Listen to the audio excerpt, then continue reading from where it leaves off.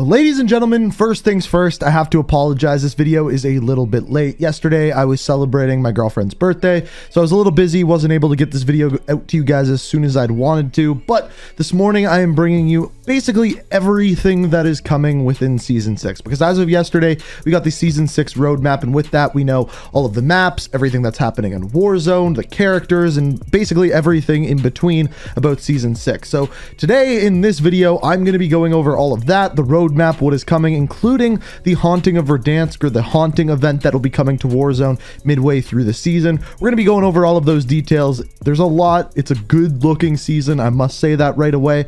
But without further ado, let's dive in and have a look at everything that is coming within the final season and Season 6 of Black Ops Cold War and Warzone. So here we have the Season 6 roadmap, and as far as it goes, we have a lot of content here, mainly focused on Warzone, zombies, and new weapons. Now, of course, there is content for multiplayer as well, however, much so more focused on the other things, which makes a lot of sense, which we're going to dive into. However, let's start out with multiplayer, and the main focus here is on 3 new maps, and I have to say, the first map looks like it's going to be one of my absolute favorites, at least with the theme of it. So the first one is called Deprogram. And as far as this map goes, it takes place inside Adler's head during the deprogramming sequence that we saw in the Season 6 cutscene.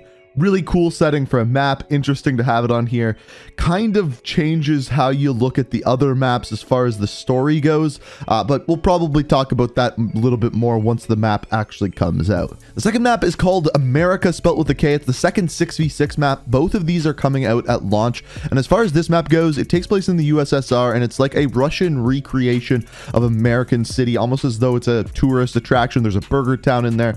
Looks like a pretty interesting map. And then finally, we have the 2v2 map, which is called Gluboko. Might be saying that wrong. This one takes place in the underground vault of the KGB headquarters. If you played the campaign, you should be pretty familiar with this. Also, it was a part inside the Verdansk map as well. So pretty interesting to add this into the 2v2, 3v3 gunfight rotation. So the second part of the Black Ops Cold War content revolves around zombies. And obviously the biggest thing here is the new zombies map. So this map is called Forsaken, and it is going to be the final zombies map for Black Ops Cold War, which means it's going to be big for the story. It's going to be a very important map. As far as where it takes place, it's once again in that USSR facility that we saw within the campaign. So pretty interesting setting. It's the same setting as the America map that we just talked about. Should be pretty interesting and really big for the story as well, like I said before. There's also the new 10th and final perk being added to zombies, which is called PhD Slider, not Flopper. And essentially what this is if you slide into the zombies, it causes an explosion. Obviously, there's going to be upgrades for this as well. Pretty interesting perk, but it's the 10th and final one. There's also, of course, with the new map, a new wonder weapon. It's called the Crystal Axe. It appears to be some sort of melee giant axe. Looks pretty cool. There's also 2 new support weapons, which is the ARCXD as well as the hand cannon. These are both pretty straightforward. The RCXD is a car you can drive around and explode. The hand cannon is a very powerful pistol. So where things start to get really interesting is when we start to look at the Warzone content. This is probably my favorite part of Season 6, and in my opinion, the best part as well. And it all starts with the Verdansk map itself. The first thing we have is new POIs, or points of interest, and they're only kind of new, but it's a very interesting addition. So essentially what they did is seismic fissures in the ground from Adler's explosion in the Season 6 cutscene. The first one that we have here is at Stadium. You can see the overall view of Stadium has changed a little bit, as well as you can see this kind of trench that has gone through the middle area, which is pretty damn interesting. The other area that we see this is in downtown. We have some fallen buildings, the same sort of trench. It's going to be interesting to see how this plays. If you just kind of stay in the trench, you should have some pretty big cover. It'll be an interesting addition, and this is, in my opinion, the kind of thing that we really should have seen more throughout the Verdansk life cycle, is these bigger kind of changes to the overall map. It doesn't change it completely, but it definitely changes it more than we've seen in previous seasons. So the second thing, and the thing that I find way more interesting, is World War II bunkers and intrigue, as they say in the blog post. And I'm actually going to read exactly what they say in the blog post. Hidden beneath Verdansk's surface, long before the original Verdansk bunkers you may have explored previously, was an underground system of passageways and armament rooms. These old German war bunkers have been barricaded off since the war's end.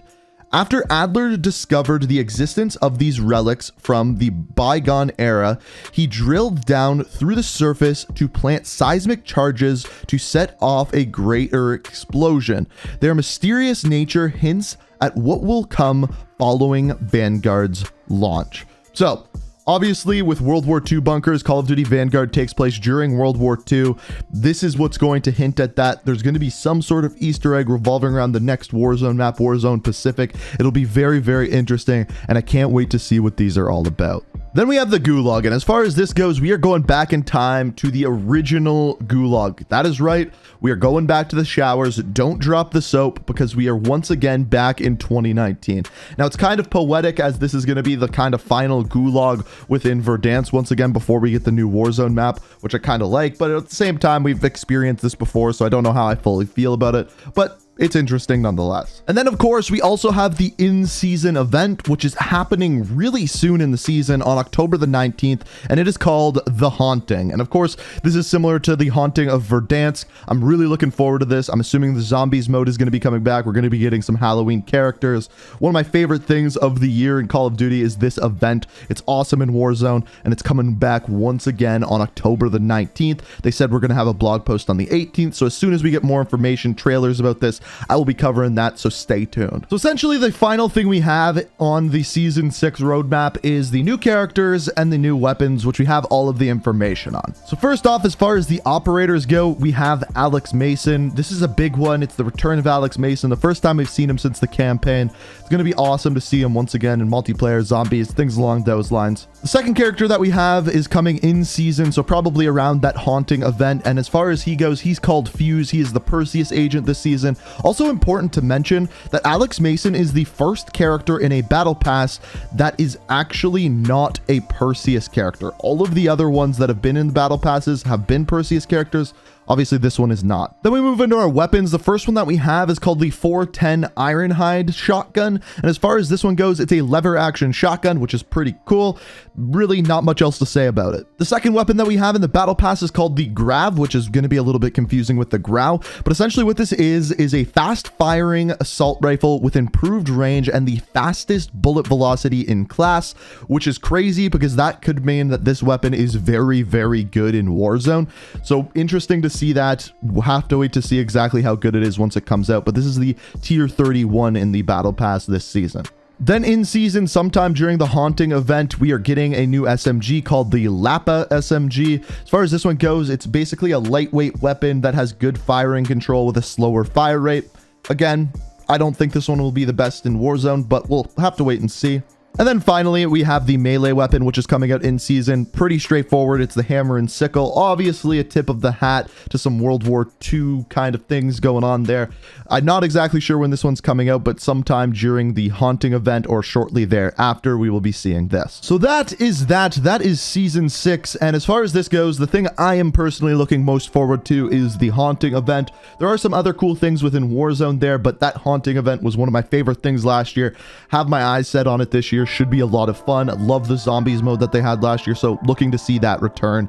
But let me know down in the comments what you think of Season 6. And as always, if you enjoyed the video, it is always appreciated. Always helps out the channel if you hit that like button. And of course, if you like what you see here, want to stay up to date on all my videos, the best way to do so, subscribe, turn notifications on, all of that jazz. But as always, thank you so much for watching, and until next time, peace out. We are reaching for the stars, but we're making